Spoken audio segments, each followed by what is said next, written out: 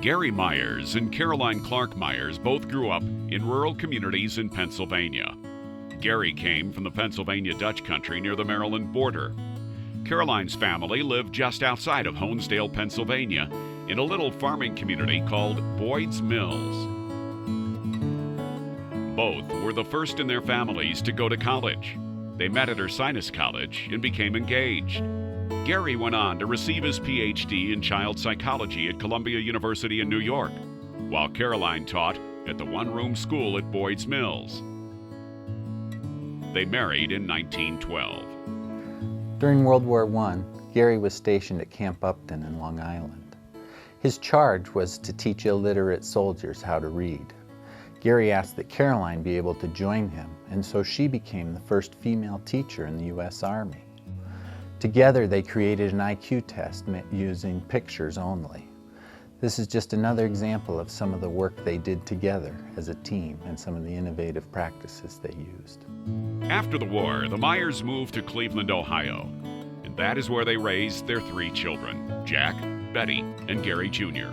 The family spent many summers in Boyd's Mills, and that is where Garry and Caroline decided to retire. My grandfather taught psychology at what is now known as Case Western Reserve University in Cleveland, Ohio. Grandma became a community leader in starting parenting and child development classes. They were both real pioneers in their field. Grandpa had a radio show and also started writing a daily column that was syndicated to over 150 papers across the U.S. called The Parent Problem. He wrote that column from 1928 through his death in 1971. Over 12,000 columns. In the mid-1920s, Caroline was offered a scholarship to the Palmer School of Early Childhood Education in Detroit, which was a wonderful opportunity. She was reluctant to take it, however, she had children at home, but her husband insisted that she do so. And so for 6 months, she traveled by boat from Cleveland to Detroit and back again, and her husband cared for the children at home on weekends. That was a big deal in the mid-1920s. As a couple and as professionals, they were way ahead of their time, and I've always found that very inspirational. Way back in the 1920s, Garry was an advisory editor for a children's magazine. And then in the 30s, they both became involved as the editors of Children's Activities magazine. And one of the things they did a lot of was travel around the country and work with parents and teachers too. But they had a special technique where they would take 2 sides of an issue that had to do with child development or raising your children, and they'd take the opposite side and have this debate.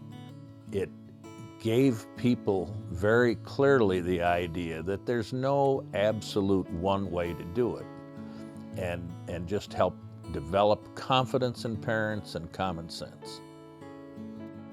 When I asked my grandmother, Grandma, how did you and Grandpa start Highlights? This is what she would say. She would say, well, when you travel with one person all that time, whether it's by train or by automobile, you've got to have something to talk about. And so what we used to talk about is what we would do if that magazine were ours, what we would change, what we wanted to say to children, what we wanted in it, what we didn't want in it. And that's how it started. In early 1946, Garry and Caroline met with some other folks to discuss whether they could make their dream a reality. The owner of Children's Activities heard that there was a meeting, and just as they were going on stage for a presentation, they received a telegram telling them that they had been fired. Garry and Caroline set up the editorial offices in Honesdale, PA, near Caroline's childhood home in Boyd's Mills. People have asked me, why are we in Columbus? And I tell them paper. It was just after World War II and paper was scarce for magazines. A printer with paper was found in Columbus, Ohio, and my grandparents were very well known in Ohio, so the Highlights business offices were established there. With a small band of door-to-door salespeople, they sold 5,000 subscriptions before the first issue came out. That first issue was June 1946. What always amazes me is Garry was 61 and Caroline 58 when they started Highlights. Well, it was very clear from the beginning that the philosophy was fun with a purpose. The Myers knew what they wanted to do from the get-go. But I think what I most admire or appreciate about the Highlights philosophy and about the founders themselves was the respect they had for children. They engaged kids in a meaningful, authentic dialogue. They engaged them, they inspired them, they encouraged them. That's what we try to do today. It's tough, it's very difficult, but I think that's what sets Highlights apart from other people developing content for children. During the next few years, the Myers family gathered during the summers at Boyd's Mills. Garry and Caroline spent many happy times with their grandchildren, playing, reading, and exploring the natural beauty of Boyd's Mills. Garry and Caroline were creators with a strongly held vision. But the business did not become an immediate success. By the end of 1949, the fledgling company was near failure. The printer refused to print the next issue unless they were paid. Their youngest son, Garry Jr., a 28-year-old aeronautical engineer, came to Columbus to help them face the reality of closing the business. But instead, Garry became inspired to find the money necessary to keep the company and his parents' dream alive. Garry Jr. went to a bank to try to get a loan, and he put together a wonderful pamphlet that showed all of his story that he wanted to tell. And after he did his presentation, the banker said, "That was the best presentation of the worst situation I have ever heard." And he did not get the loan. Garry, Caroline, their son Garry Jr. and his wife Mary, their daughter Betty, and Cy and Arlene Ewart, key employees at Highlights, all borrowed money and invested it in Highlights to keep it going. They had faith that they would be able to find a way and have a bright future. Garry and Betty, my mother, Betty Brown, had been looking to raise money in Cleveland, and they visited a lot of places and came up empty-handed. Dr. Carson and his wife and my mother and Garry Jr. went out to dinner, and they were explaining that they needed funds to get the printer to print the next issue, or they were going to be right up against it and probably close. And my mother remembers that Dr. Carson reached in his suit coat pocket and pulled out his checkbook and wrote a check for $12,000 and handed it to her, and she said, "Oh my." I mean, they were all and must have been in shock. And she said, "We must get you the paperwork for this." And he said, "You don't need paperwork if you believe in a dream, and I'm investing in your dream." Throughout the 1950s, Garry Jr., his wife Mary, and a small group of employees that included Cy and Arlene Ewart worked hard to find the keys to success. In 1956, Dick Bell joined Highlights to lead the sales representatives. In the 50s, they started the School Introductory Offer Program in schools around Columbus. By the mid-50s, it had become successful. In 1956, they tested the idea of sending promotional copies into doctors' and dentists' offices. This program developed into the successful reception room program. Now, while both these programs have evolved over the years and continue to evolve, they're important to Highlights today. With a lot of really hard work throughout the 50s, the magazine began to thrive.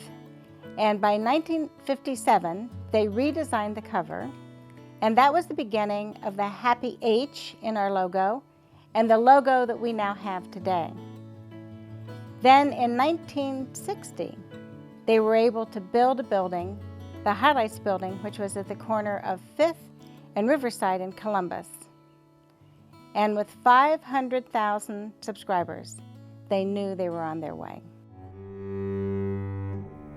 Then disaster struck. On a snowy morning in December 1960, two planes collided over New York City, and more than 120 people lost their lives. Garry Jr., Mary, and Cy Ewart were on one of those planes. Garry and Caroline were now in their 70s, but with the help of their other children, Betty and Jack, and Dick Bell, the only business executive left, they bravely went forward. Dick Bell took on a very difficult task. He was left to figure out how to run something he loved, and he built a new team, needed a whole new staff. He recruited great people. He trained them very well.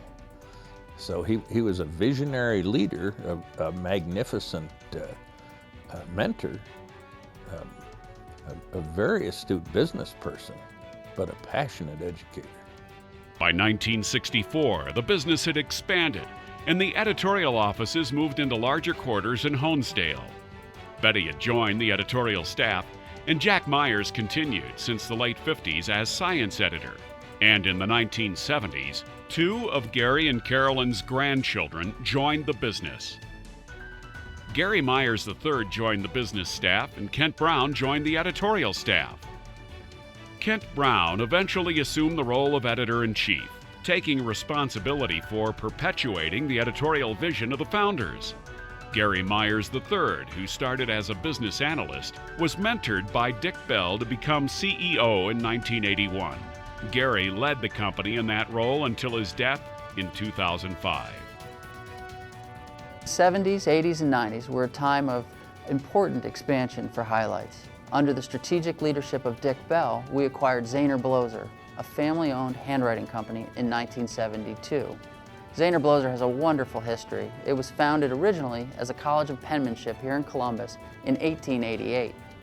Under the leadership of Garry Myers III, we added our successful continuity programs. We added Puzzle Mania, Math Mania, Which Way USA, and Top Secret. In addition, in the 80s and the 90s, the magazine continued to grow, reaching more than 2 million paid subscribers each month.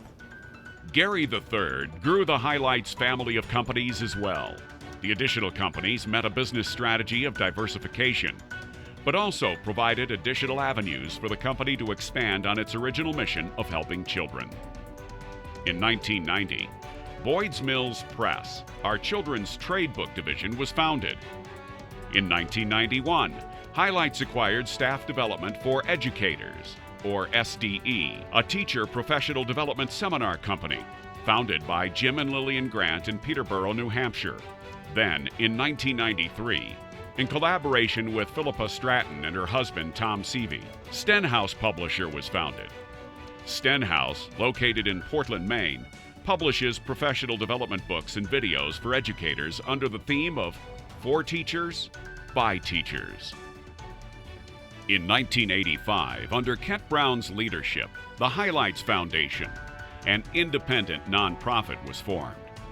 Its mission is to raise the quality of children's writing and illustration.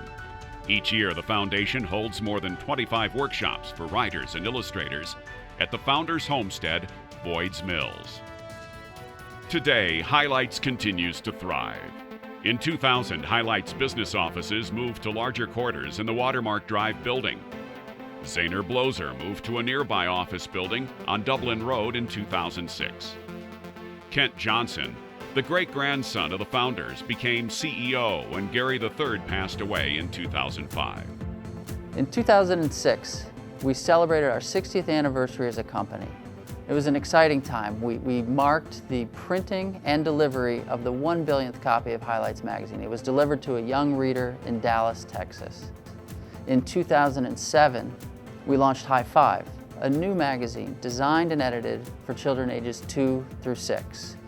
Our continuity book clubs continue to reach millions of households, and of course we've added products particularly in the digital space, ebooks, websites, mobile apps, and there's much more to come. I often wonder how Dr. Myers and Mrs. Myers would feel about what we've done with their dream child. I feel such a responsibility. But I think they would be pleased. The amazing thing about Highlights is the continuity of philosophy. We still believe the things that they believed, and we still try to show that in everything we do, not just the magazines, but also the books, the digital products, the board games, all the kinds of things that we're creating these days. They all are fun with a purpose, and every time we begin a new project, we stop and ask ourselves, does this really help kids become caring, curious, creative, confident? Will this product really help kids become their best selves? The entire Highlights family of companies has thrived. Zahner Bloser handwriting, spelling, and other programs teach children in schools across the country. And SDE professional development courses and Stenhouse books and videos inspire, encourage, and help teachers and educators. Highlights has such a rich history and a very, very bright future. And now our family has over 90 members from my grandparents, Garry and Caroline Myers. And our 5th generation is larger than our 4th generation.